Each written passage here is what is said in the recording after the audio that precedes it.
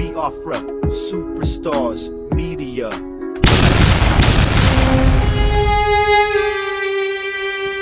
My people, my Biafran people, now how on a day today? This one na Biafra Superstars Media, my people. I hold am down. I say, may God bless Biafra. And may God bless His Excellency Oyendo Nnamdi Kanu. May God bless, may God bless, may God bless, may God bless His Excellency, the Prime Minister of the Biafra Republic Government in Exile.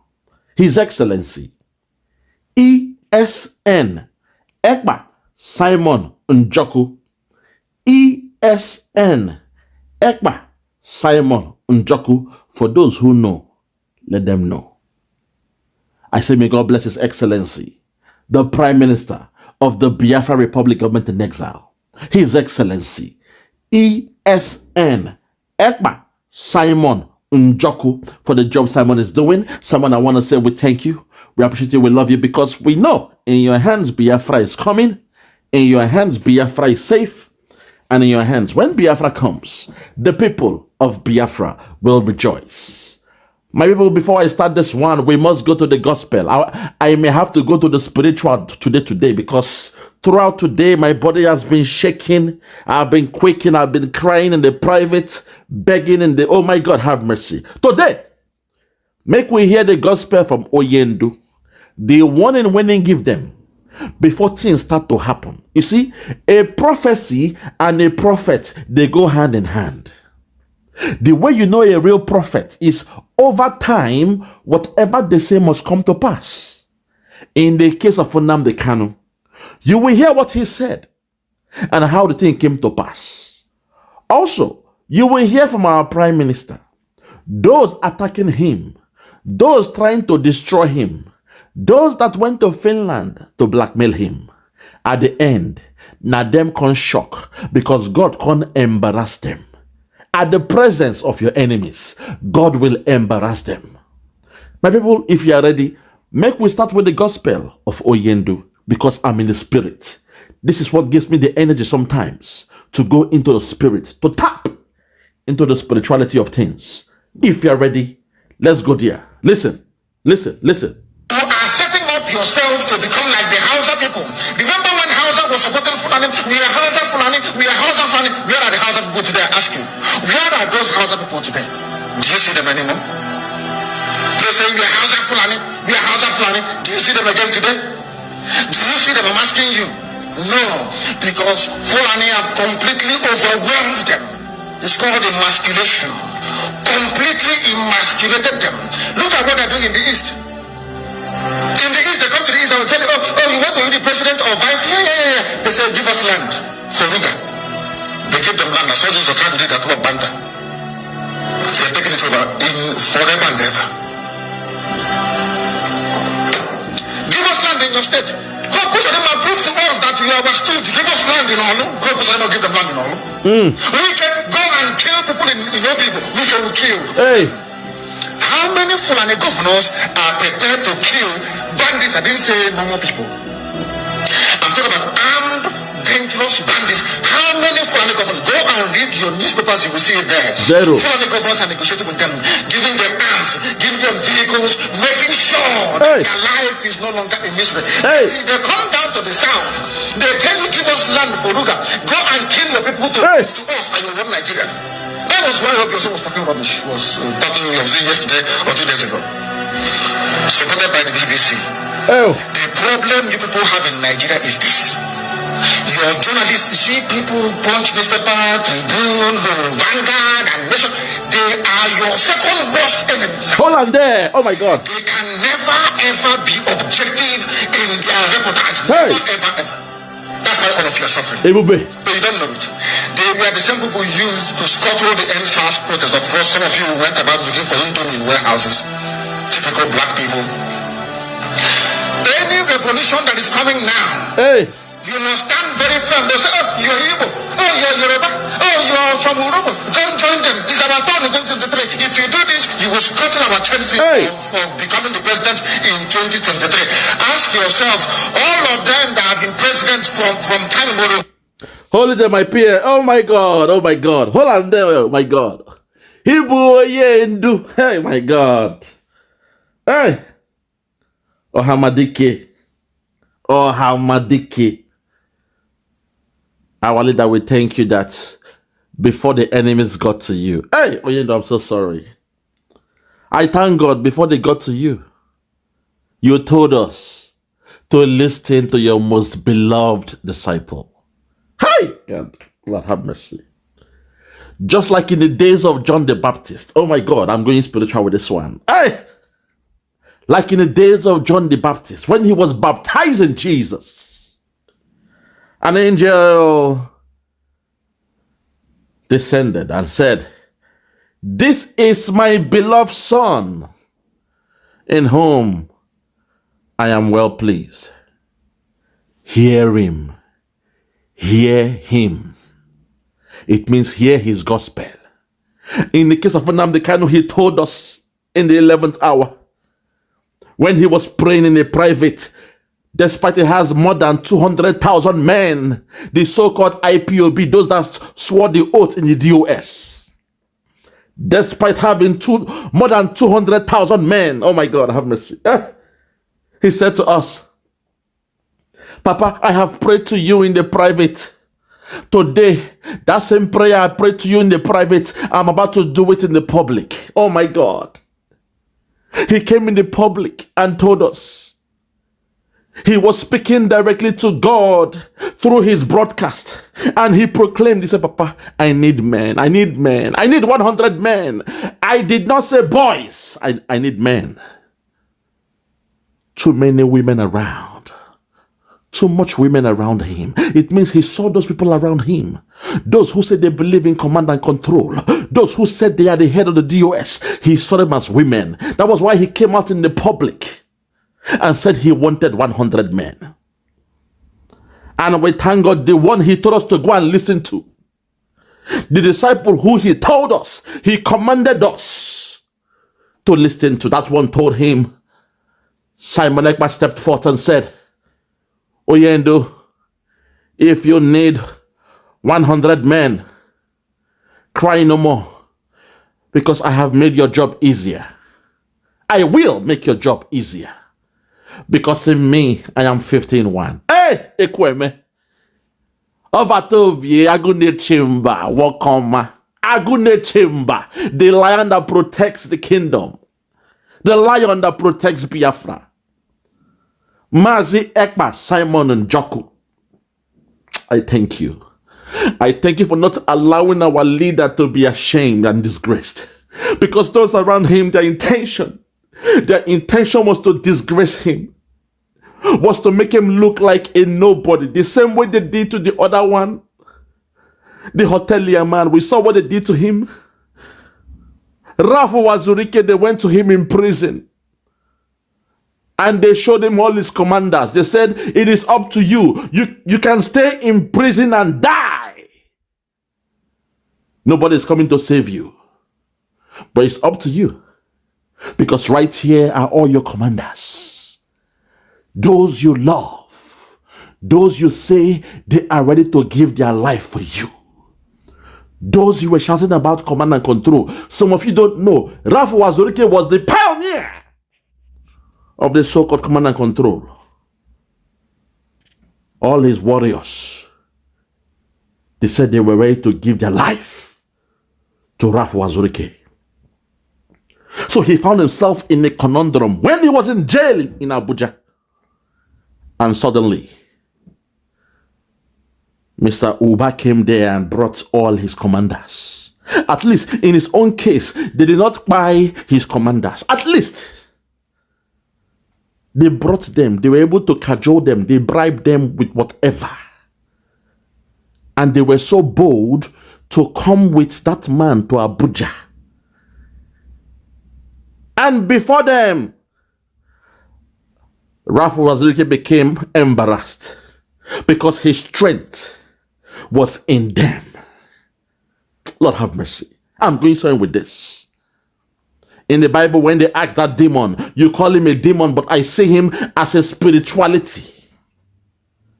They asked that so-called demon in your Bible, "What is your name?" He said, "My name is Legion, because we are many." that kind of discussion, you guys will not understand. When somebody say my name is Legion, why? Because we are many. And Simon Ekpa told you, if you say you want 100 men, I will make your job easier, because in me, I am 15-1.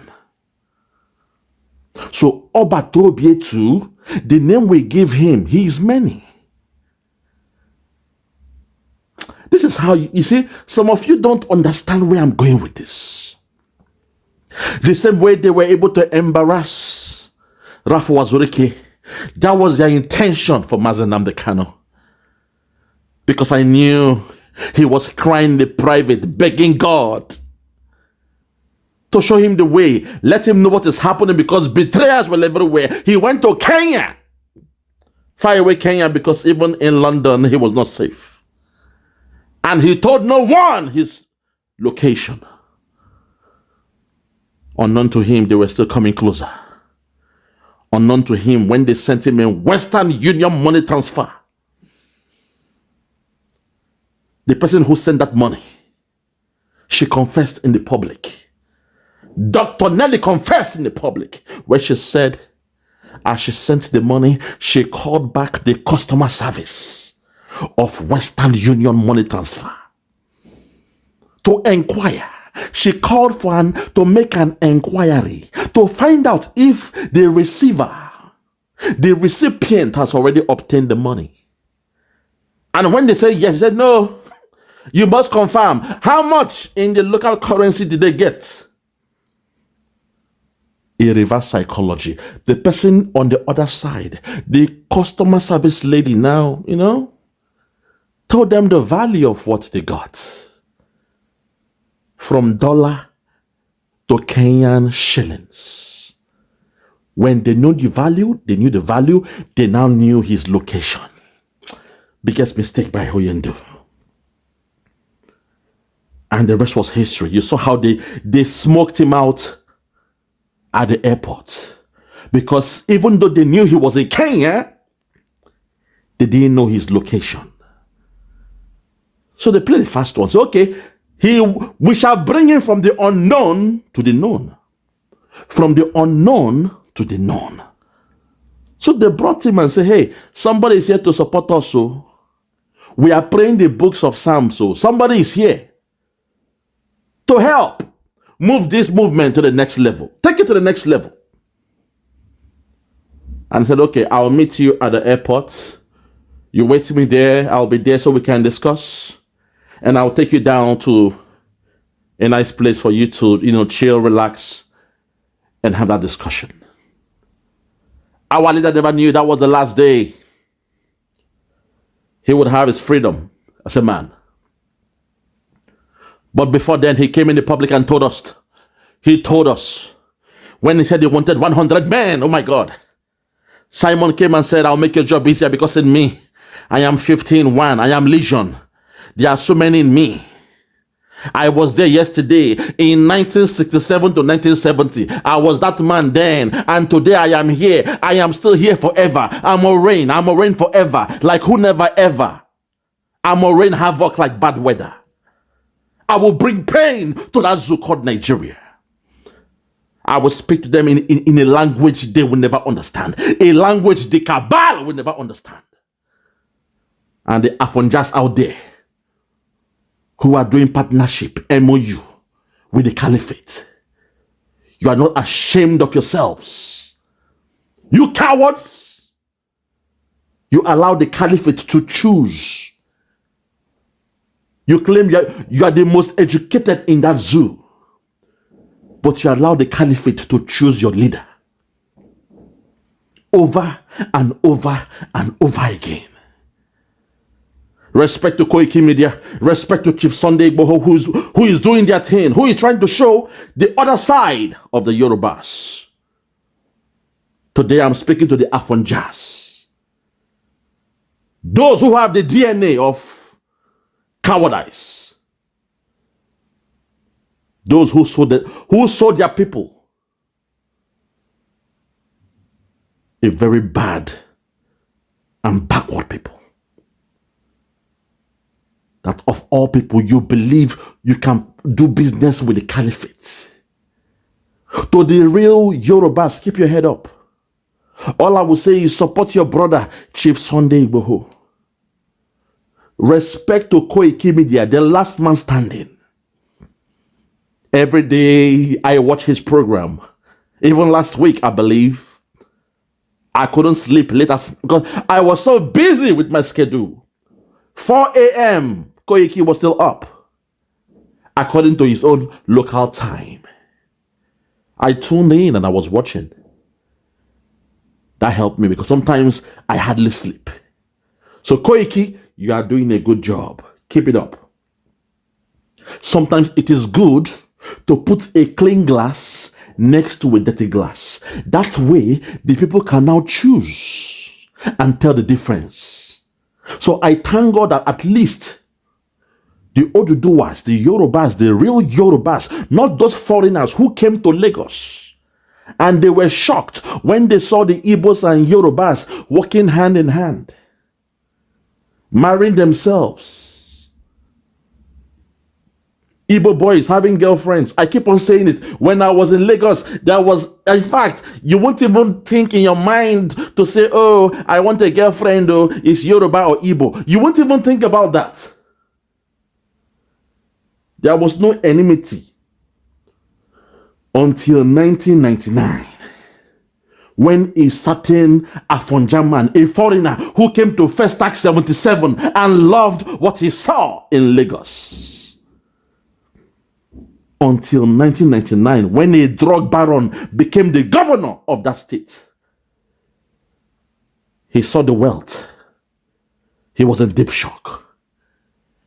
And he said, okay, I will bring all my people from the other states to hijack Lagos State. A greedy person. You were a governor for 8 years. You stole so much, but the greed in you, you saw the wealth coming from Lagos State. You chose to remain there and put in your henchmen, your servants, your stooges to siphon from that country and that state. So to the real Lagosians, those they call the Aworis and the rest of them, keep your head up. But be strong. It is high time you guys put a clean glass of water next to the dirty glass so people can choose and differentiate from the good from the bad. This is why I love what Chief Sunday Igboho is doing. A young man who is doing his best for his people. This is why I call out on Koiki Media, last man standing. The other guys, they have backslided. Some that I was watching before Koiki Media, they have backslided. Just like the DOS. You've heard the gospel of Nnamdi Kanu. You see the way this man is speaking. You can tell the fire in his voice. But some animals, they chose to betray him. They sold him out for $9 million. $9 million. The money that the caliphate made from the land of Biafra, the oil proceeds, they paid you and you felt good about it. You sold our leader, Nnamdi Kanu, and you were there talking about command and control. You command us to keep quiet. You control us to, oh my God, have mercy.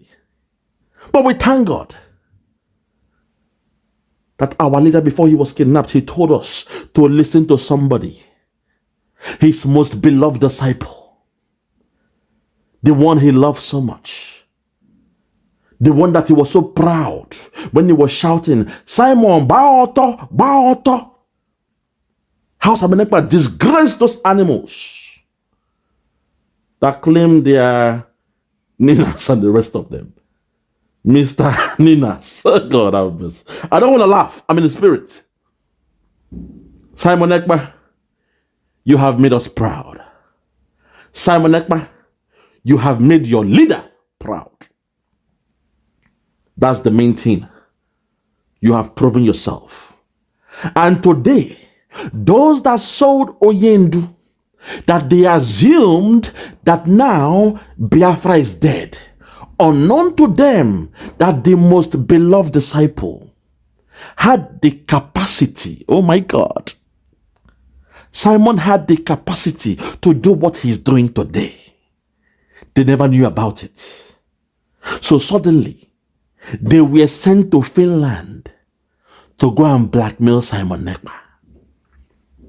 But on their way to Finland, oh my God, just like in the case of Saul, going down to Damascus, oh my God, on their way to Finland, they met a man, a white man, who knew Simon Ekpa. A white man who was a neighbor to Simon Ekpa. A white man who knew about Biafra. And today is the day to revisit what that white man told them. The enemy is coming to take the life of Simon Ekpa. The enemies who came in the night to crucify our leader, Simon Ekpa, while they were resting. Oh my God. While they were having their abode, they were chilling in their fort. They met a man in the night. They met a man like Nicodemus who came in the night. And in this case, the question was reversed. They were asking this man some questions. And the man gave them the answer that blew their mind. My people, if you are ready, let's go there. I'm in the spirit. I'm being led by the spirit. If you are ready, let's go there. Watch and listen to what I'm talking about to show you how good the God of Biafra is. Those that came to attack Simon Ekpa. Those that came to Finland to take over his life. Those that came to tarnish his image. Now Oyibo man can't expose them. If you are ready, let's go there. Listen. So, you're welcome. What's your name again, please? My name is Yari. Yari, how old are you? 60 plus. 60 plus. Okay, are you a Finnish citizen? Yes, of course. You live here in Lati. Yes, I have been living here all my life. In Lati, what do you know about Biafra? It's a part of Nigeria. Okay. I think you have oil. Yeah, that's true. And that is the reason for the war against the Biafran. Hold it there first before you start to enjoy this one. The interviewer was one of those sent by the Nigerian politicians to go down to Lati, the hometown of Simon Ekpa, to destroy his image, to tarnish his reputation, to make a protest, to lie that Simon Ekpa is a terrorist. But on their way, while they were doing the protest, this one had a camera and he saw this white man there. He was in shock with the answers and response of this white man. God works in mysterious ways. The way he made a donkey to speak. Today now, Oyibo man, they tell you your history. Oyibo, they give you your history. If you are ready, let's take it back. No. Take it back and listen. Listen to me. What's your name again, please? My name is Yari. Yari, how old are you? 60 plus. 60 plus. Okay, are you a Finnish citizen? Yes, of course. You live here in Lati. Yes, I have been living here all my life. In Lati, what do you know about Biafra? It's a part of Nigeria. Okay. I think you have oil. Yeah, that's true. And that is the reason for the war against the Biafran people. Yeah, when I was a child, my mother said, you have to eat your plate totally because children in Biafra, they are starving. You see, so you have to eat because there are children who are starving. Yeah. And these children are Biafran children. Yes. So it gave you a sense of what it means, Yeah. Having children in difficulty. And then I have read some books about the conflict in Biafra. Okay. I don't remember the name of it, but I think it's quite famous. Okay. Yeah. So, do you know some Biafrans living here in Lati? Yes, I know Simon Ekpa. You know him? Yes. So what do you know about him? Hold it there. He asked, "Do you know people living in Lati?" He said, "Yes, I know Simon Ekpa."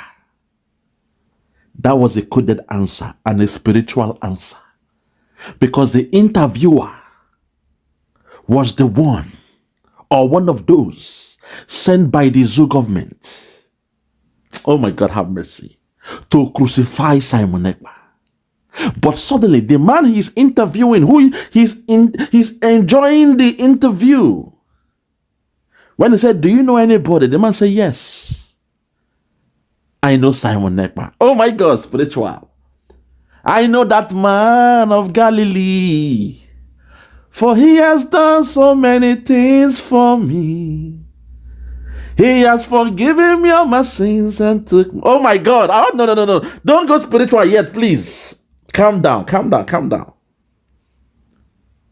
The main person they came to take his life, the main man they came to crucify. Now him the Oyibo man say, "I sabiam." Oh my God. This life is God. God is wonderful. The God of Biafra is wonderful, because there are so many gods. One day I will break it down, the different gods. That God you guys worship, El Shaddai, Elohim, Israel. One day I will break them down.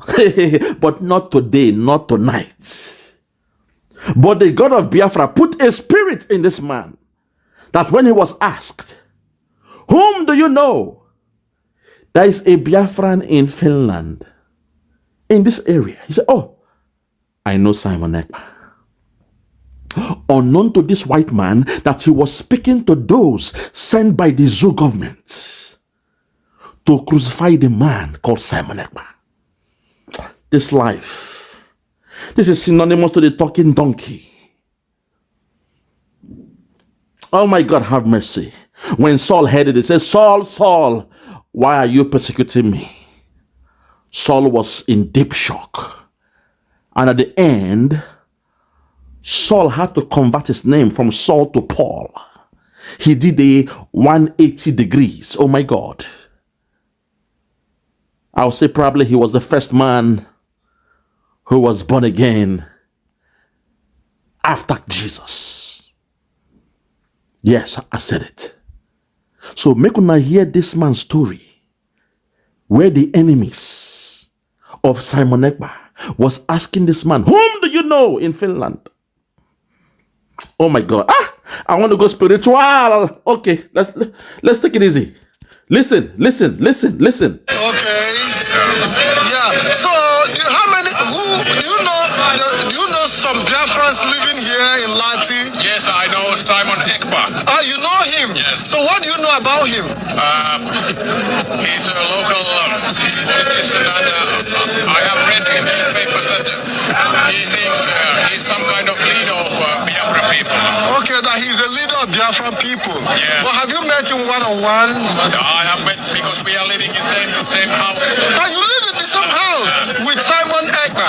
Same building, yes. You live in the same building? Yeah. So what is his life like as a Biafran? What do you...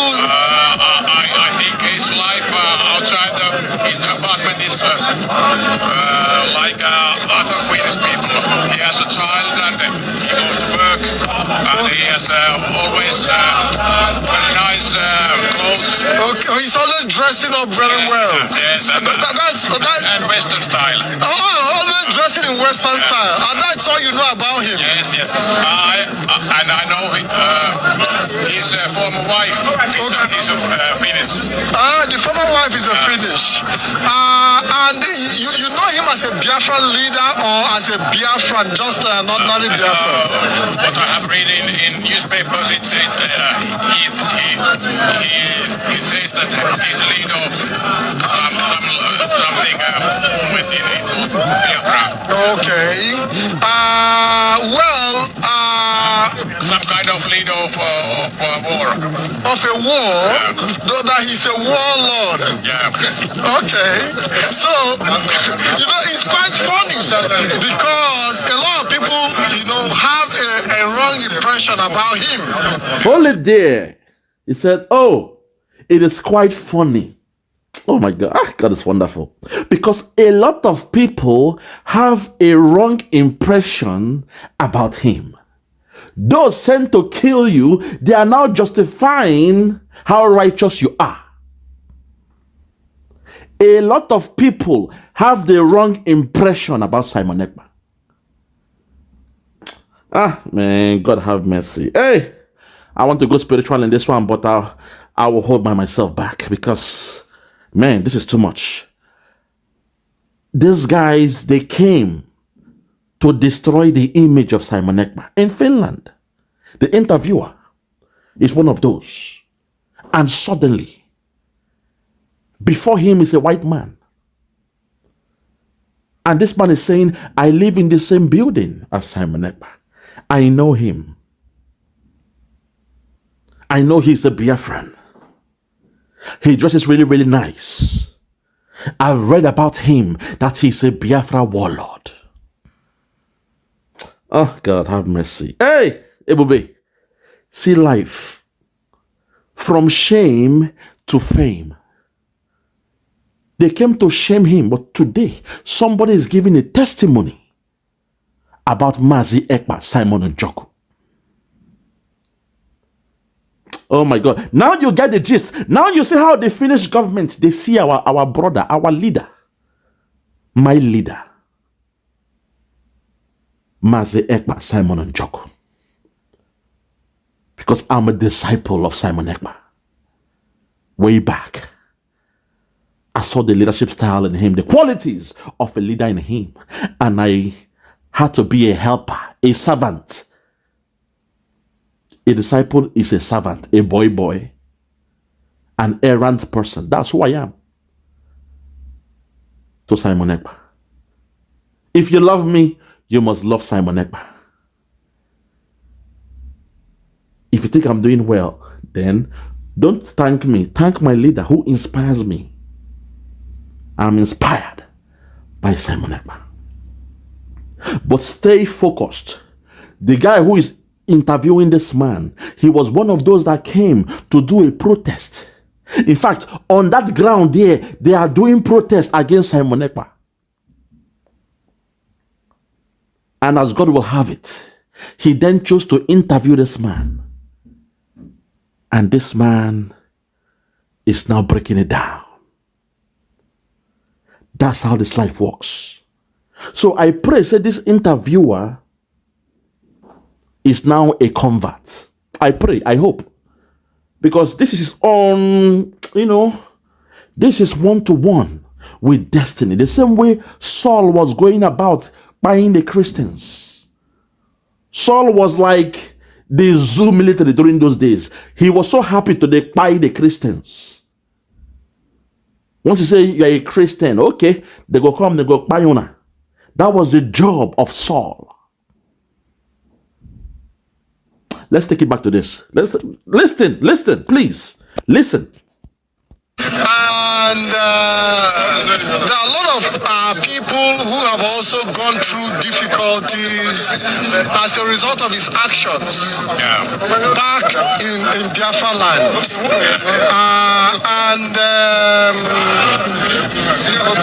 A lot of people have died as a result of his actions, as a matter of fact. Hold it there. Now he's still trying to wrestle with the evil angel in him. Oh my God.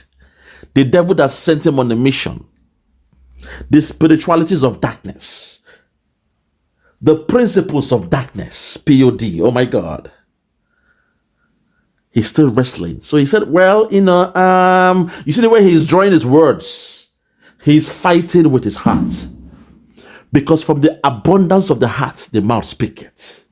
So he's being careful. He's saying, you see, well, some people, they have died due to his actions abroad.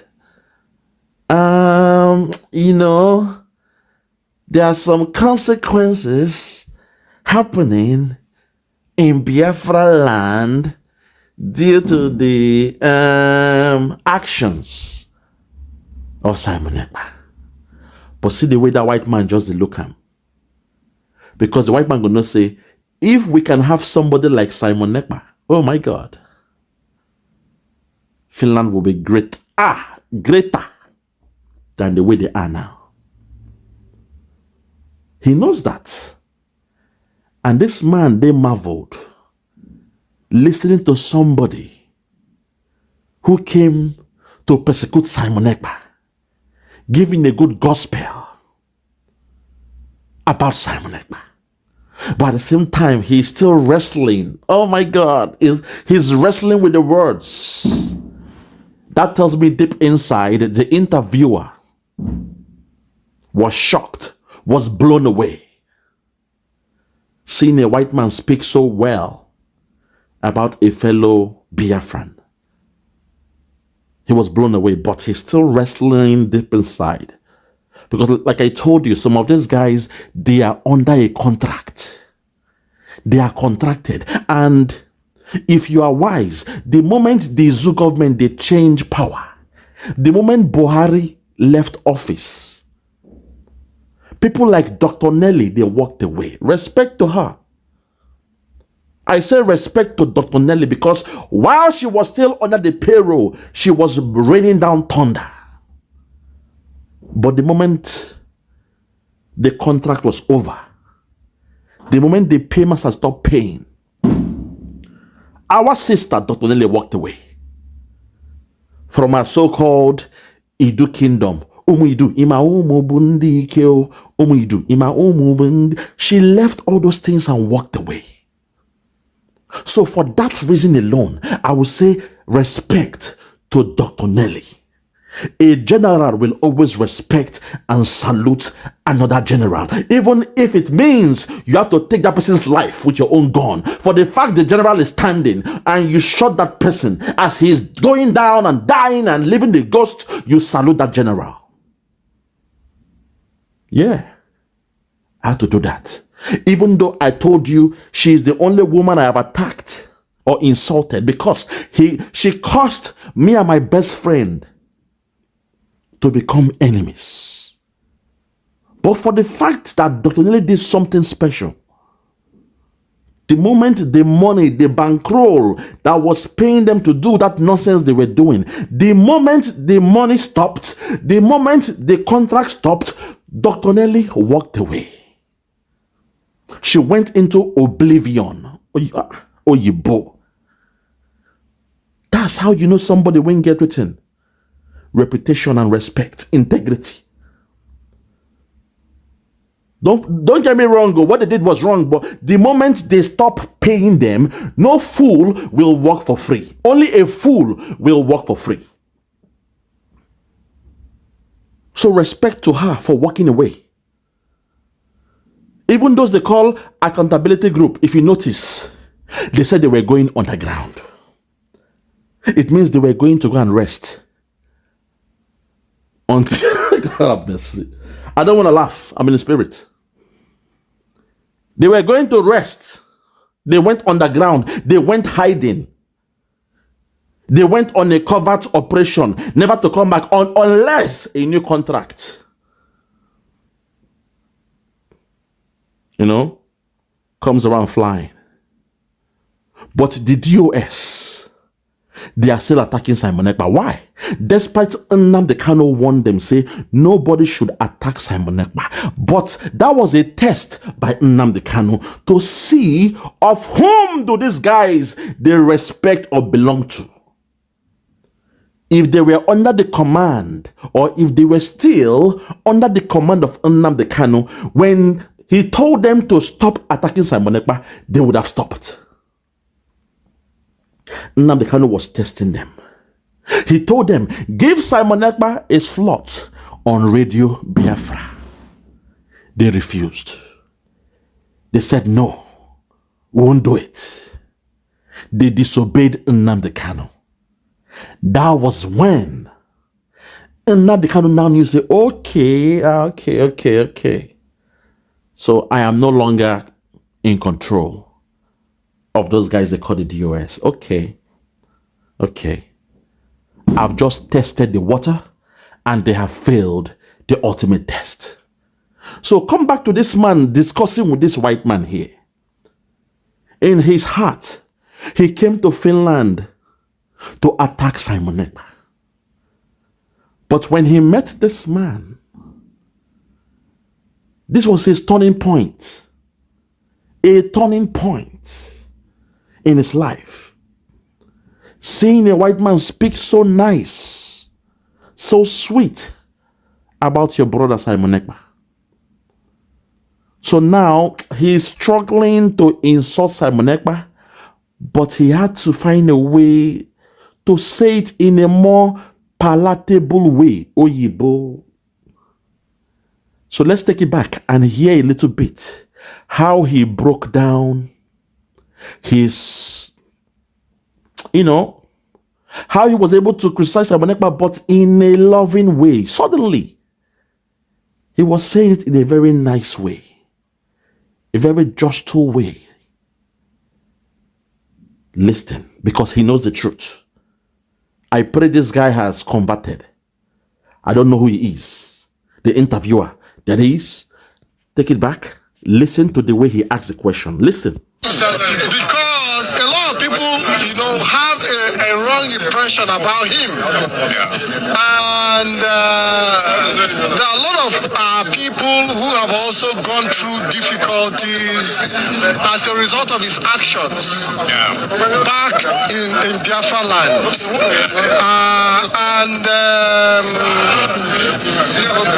A lot of people have died as a result of his actions, as a matter of fact. That sounds very bad.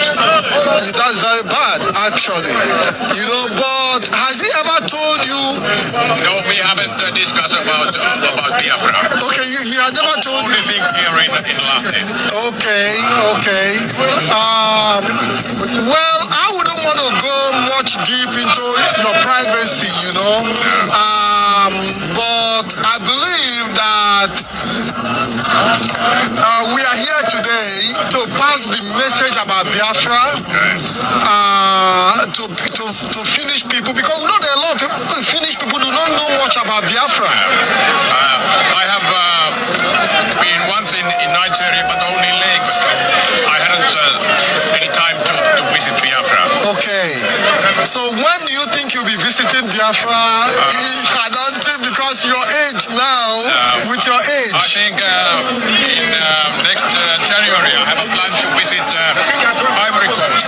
Okay. To see the African Nations Cup. Okay. And I hope to see Nigerian national team. Okay.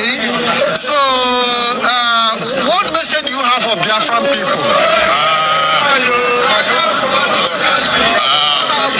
I hope there will be no more war, no violence. But if you want to get independence, it's better to negotiate. Holiday. Take it back a bit, my people. Take it back a bit. For those that have ears, let them hear. I'm only here to discuss the personal experience that guy had when he went to Finland, Lahti, Finland, the hometown of Obatobi, Agune Chimba Wakoma. The experience he had. You saw the way he was talking nice. What about, in fact, we can't, you see, he changed his language. That's life. I hope this guy that made that interview turned around, because that should tell you something. That should let you know that, you see, Oyibo, they know what is real and what is fake. And sometimes they laugh at us. They will tell you, how come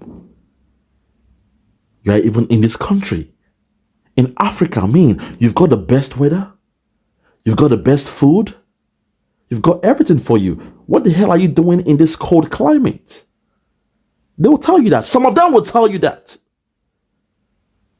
So this man knew about it. He knew. You have come to destroy the one that will give you the freedom you're looking for. You say you want freedom, but you came to the hometown, the city of the one destined to give you your freedom. In your Bible, they said, no, we don't believe in Jesus because nothing good can come out of Nazareth. That was one of the main reasons why the Pharisees did not believe in Jesus. They said, is it not the son of that carpenter? Nothing good can come out of Nazareth. He is a Nazarene. Nothing good can come out of Nazareth. The same way they hate the Igbos. They call us Southeast. They call us dots in a circle. That was what the Nazarene were going through during those days. They saw them as their low life. People with low life. People that are uneducated. People that have no influence. People that are of the lower or those that, they gave 20 pounds to eat and die. In the case of the Nazarene, they were at the bottom of the pyramid. The lowest of the low. They were like technically the paupers of that community during those days. So with the slogan, nothing good can come out of Nazareth. And today, these guys, they did not know during that time, say, out of Nazareth will be the Savior, the Lamb of the world, that takes away the sins. Oh my God, the Lamb of God, which takes away the sins of the world. This men, they came all the way to Olati, Finland, to destroy the reputation, to go to the Finnish government. We saw the video, they were giving out some, they went everywhere. But we thank God that this particular guy met this white man who knows Simon Ekpa very well.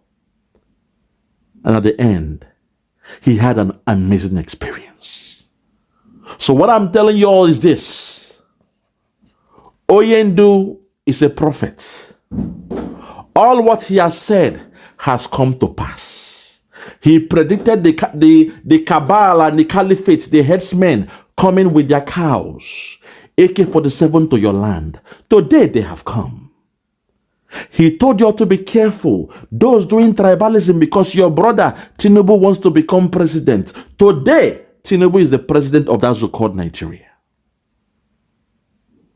And in the 11th hour, he told us, those that want to betray him should continue with what they are doing. And of course, they betrayed him.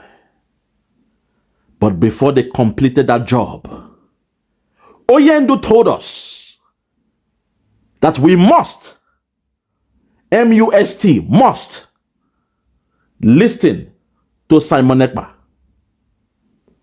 Must, MUST, Mike, Umbrella, Sierra, Tango.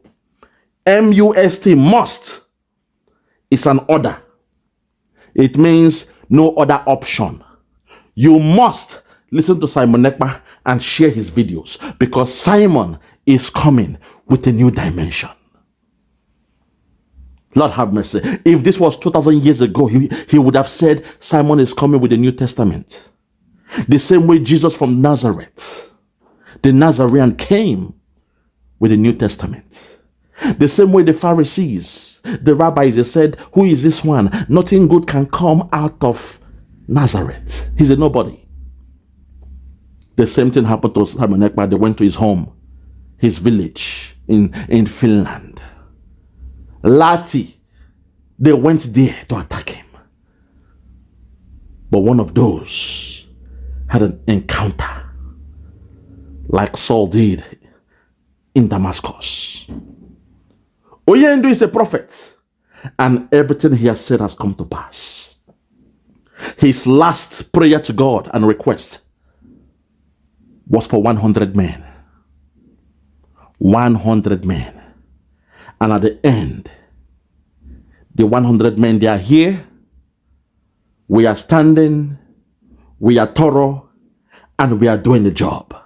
And by God's grace, from the 2nd of December, oh my God, it will be the beginning of a new Biafra, the rebirth of a nation.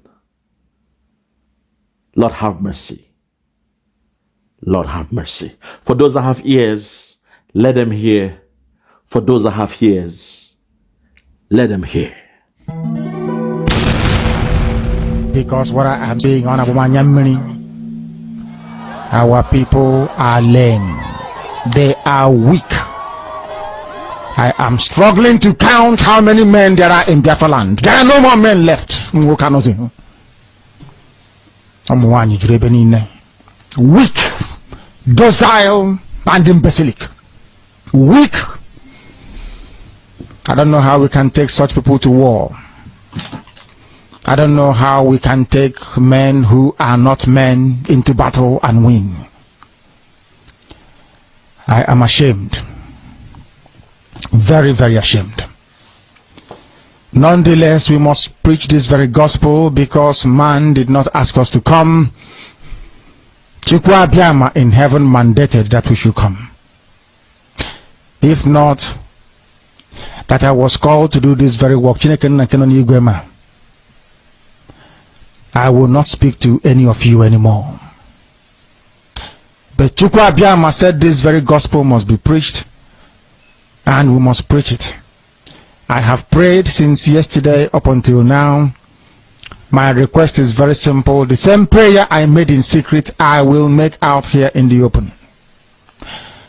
Chukwu Abiyama biko, since it is your intention that your kingdom will be restored upon this very earth, I need men. I need men. I did not say boys. I said I need men. Those of them that you created to restore your kingdom, they should come forward now, not tomorrow, not next year. Chukwu Abiyama. You must bring them now. I did not say tomorrow. Because the insult is too much. It is beyond what any human being can endure. We want to go and get Biafra, or we die in the process, because we are better off dead than witness some of this nonsense going on. The level of insult is beyond what any decent human being can tolerate. I was an Nama. They bring their cattle into our land. They desecrate our land. They kill us in the presence of our families, and nobody does anything about it. And when the police attend, the police sit idly by as people are being killed by not a multitude of people. Only 4. Only 4 Awasa people can sack an entire village in Biafra land, and we call ourselves men. No, we are not men until we redeem our honor, until we look at integrity and say we must have a part of it. Until then, to be honest with you, this is Radio Biafra. Now is the time to come forward. I did not say tomorrow. Now, tonight is the time to come forward. 100 of us, and then we march. 100 and we march. The rest can come later if they want to. I am tired of broadcasting. I want to fight for my country. I want to carry arms to defend the honor and integrity of my country. I want to avenge the death of 6 million people. I want Biafra to stand as a beacon of hope, freedom and liberty in black world. I want Biafra to stand as a testament to the glory of heaven upon the face of this very earth. I want Biafra to stand because my obligation to the dead outweigh that which I owe to the living. That is why Biafra will stand, and Biafra will come. 100 men, that's all. And we march. The rest can come later on. I no longer give a damn.